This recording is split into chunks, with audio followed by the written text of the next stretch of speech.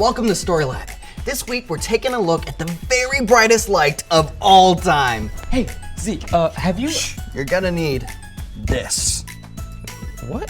Why? Oh, that's why.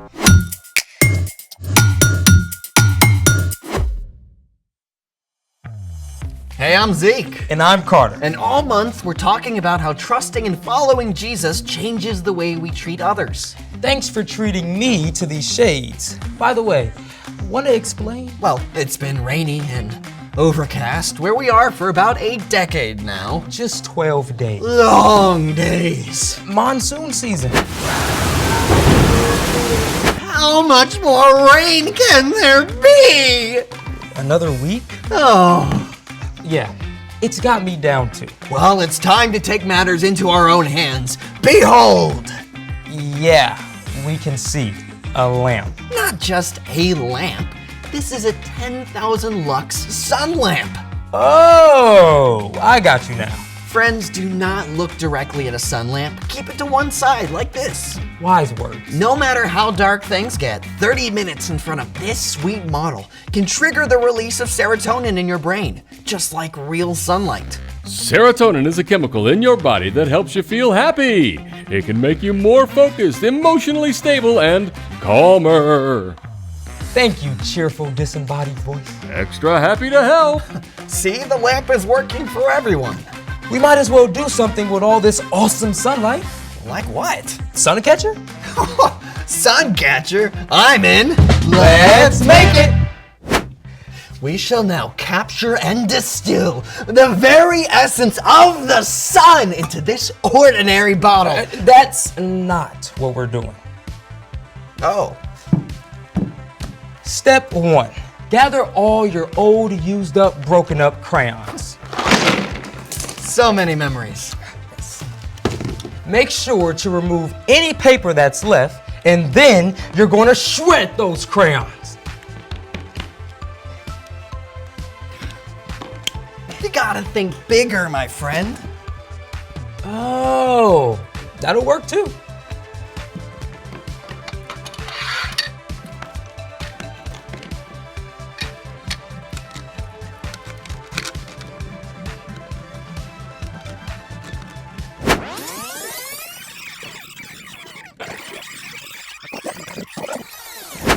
Okay, what next? Step 2. Lay down a sheet of parchment paper. Here you are. Thank you. Now, sprinkle a layer of crayon shavings all over your parchment.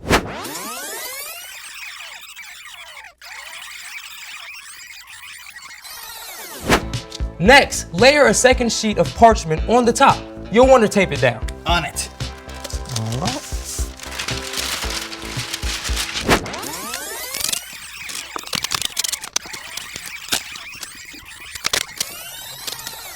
Step 3, you'll need a hairdryer because things are about to heat up in here. It's time to melt those crayons.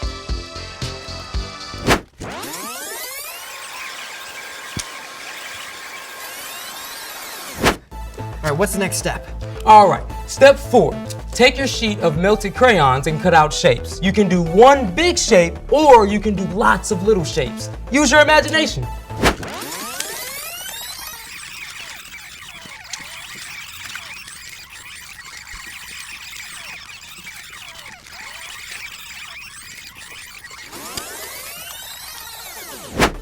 And done.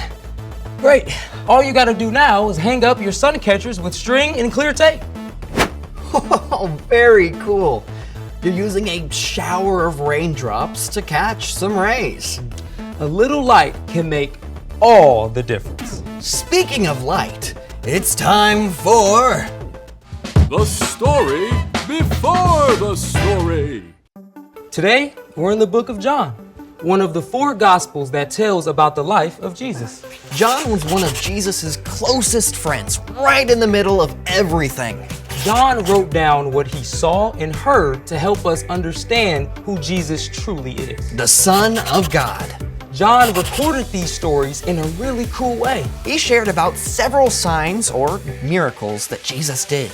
And John also wrote down specific things that Jesus said about himself, what we call the I am phrases. Which is where our story starts. Take it away. Hey everyone, I'm Brian. Today we're going to dive into something incredible that Jesus said. But first, we're going to go back to an earlier time. See, John didn't start his story of Jesus with the manger and shepherds and angels. John began with the very beginning. John wrote that God created everything in the whole universe through Jesus. From before the dawn of time, Jesus has been the source of all life and light. The light shines in the darkness, but the darkness has not overcome the light. Light shows up throughout God's story. Hundreds of years before Jesus was born as a baby, Isaiah wrote of a bright light to come. The people who are now living in darkness will see a great light. They are now living in a very dark land, but a light will shine on them. And when Jesus was born, God's people were still waiting for that light. Many of them expected a splendid king who would defeat their enemies in a blaze of glory. But Jesus arrived as a tiny baby. He grew up as a humble carpenter. As Jesus began to travel and teach, he started to shine God's light in a very different way. In John, we read how Jesus turned water into the very best wine so a wedding celebration could continue. He spent time with people who were considered outcasts and showed them God's love. Jesus healed a man who had been sick and unable to walk for 38 years. Jesus fed more than 5,000 people using just 5 loaves of bread and 2 small fish. He even walked on water. All of these signs began to paint a picture of who Jesus is. Anytime that Jesus saw a need, he did something about it. But the religious leaders weren't happy with Jesus. He was changing the way they'd always done things, and he didn't back down when they challenged him. Jesus said, I am the light of the world. Anyone who follows me will never walk in darkness. They will have that light. They will have life. I am the light of the world. Jesus was telling the religious leaders and everybody else that he is God's rescuer, sent to bring light to a dark world. So what does it mean for us that Jesus is the light of the world? Well, when it's dark, yikes! You don't know which way to go, it's confusing, you might bump into a wall or walk right over the edge of a cliff. We need light so we can see the path ahead and know where to go. Jesus brings light to guide us in the right direction. We need Jesus to help us make wise choices. The light that Jesus brings can also help us grow.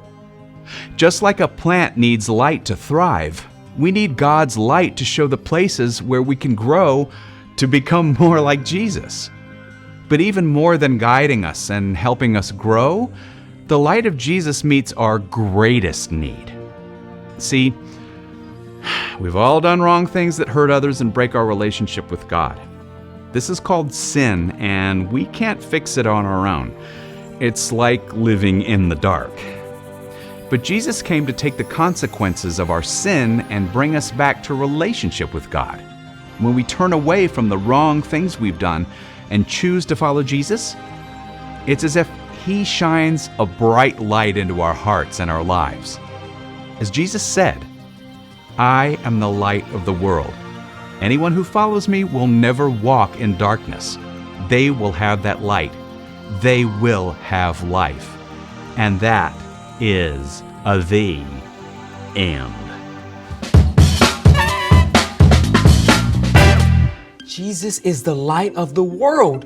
What a cool word picture. Dare I say this has been a light bulb moment? For reals. There's nothing so dark that Jesus can't bring light to it. So, what's our part in the story? Well, we all need light in our lives. Every single one of us has done wrong things that hurt others and break our relationship with God. And we can't fix that. But God saw our need and sent Jesus to be light in our darkness. When we choose to follow Jesus, we can live with God forever. It's the most amazing show of compassion ever. And compassion is caring enough to do something about someone else's needs. God met our greatest need, and we don't just need the light of Jesus one time. We need it over and over every day of our lives. When you face a tough decision and don't know which way to go, you can ask Jesus for wisdom. To shed a little light on things. You can also ask God to show you where you need to change to become more like Jesus. Like growing in kindness or patience. I could use a little light in those places for sure. I think we all can. See you next time. So, here's the thing. Jesus is the light of the world. Even when it's been raining for 12 days straight. Especially when it's been raining for 12 days straight. Ready? Ready. Hit it. Thanks for joining us in the Story Lab. See you next time.